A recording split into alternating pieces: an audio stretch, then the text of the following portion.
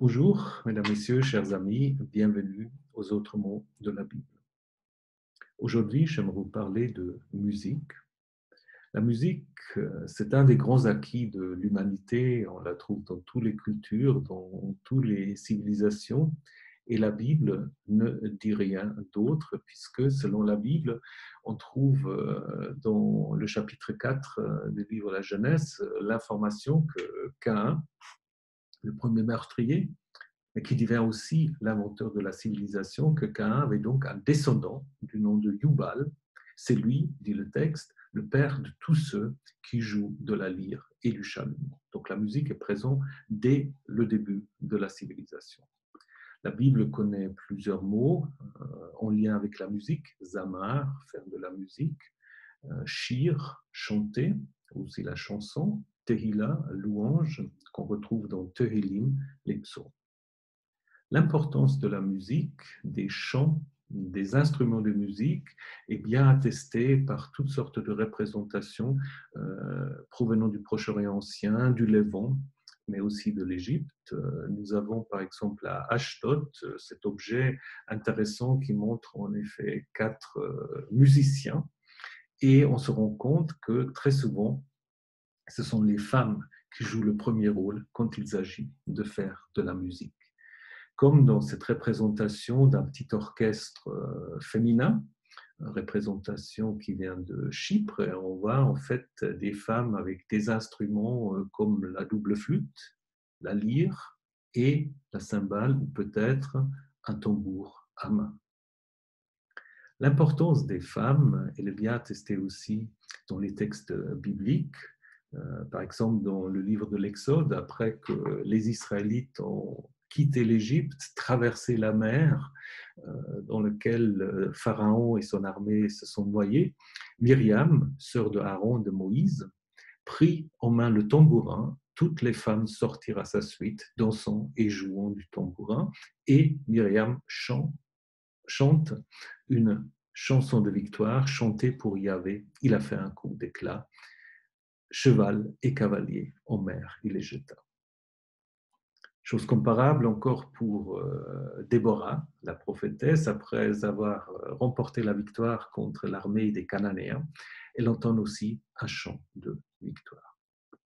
Évidemment, toutes sortes d'occasions, lorsque on veut faire de la musique, des chants de victoire, simplement pour se réjouir, mais aussi au moment des deuils, on a des complaintes, des lamentations, mais on chante aussi, on fait de la musique pour plaire aux dieux, et on a dans la Bible déjà une attestation de la thérapie musicale, puisque dans les livres de Samuel, on raconte que le jeune David est appelé à la cour du roi Saül pour chanter, pour faire de la musique, pour le guérir de ses moments de dépression.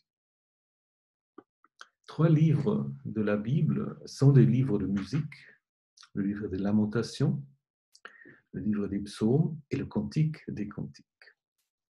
Alors, le livre de Lamentations, ce sont 5 chants de deuil au moment où Jérusalem est détruite par les Babyloniens. À la suite de cet événement, on a composé ces chants pour commémorer cette destruction.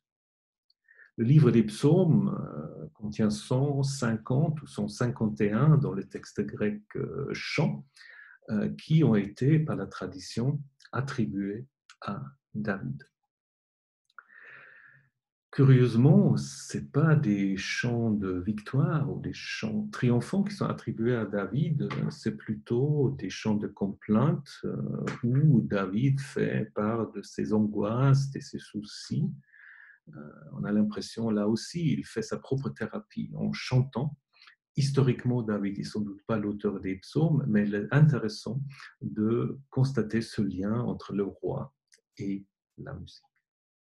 Beaucoup des questions restent ouvertes. On ne sait pas, malheureusement, comment on a chanté un psaume à l'époque biblique. Nous ne connaissons pas beaucoup les indications techniques qu'on y trouve. Parfois, on a l'impression que certains psaumes sont à chanter selon des airs connus, sur l'air de la biche à l'aurore. Donc, c'est apparemment une chanson importante à l'époque. Malheureusement, les mystères restent. Et puis, il reste le cantique des cantiques. Collection de chants curieuse à l'intérieur de la Bible. Le titre Shir Hashirim veut dire en effet la chanson des chansons. Qu'est-ce que ça veut dire? Est-ce que c'est la chanson qui aura remporté une sorte de concours de chansons, comme le concours européen des chansons, ou est-ce que c'est la plus belle de toutes les chansons? Ce qui est clair, comme on le voit aussi dans cette représentation de Gustave Moreau, il s'agit là des chants érotiques, des chants où la femme et l'homme s'extasient de la beauté du corps du bien-aimé ou de la bien-aimée. Il est intéressant aussi que la femme prend très très souvent la parole dans cette collection.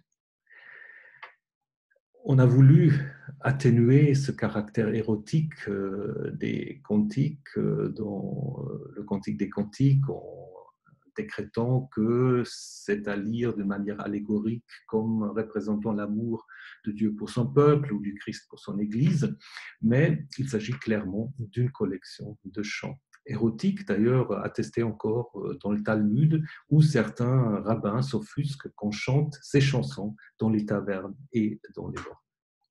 Mais il est important que la Bible contient aussi de telles chansons, et l'importance de la musique, nous l'avons redécouvert au moment de confinement, où le fait de faire de la musique, de jouer de la musique, était un moyen de maintenir le lien social.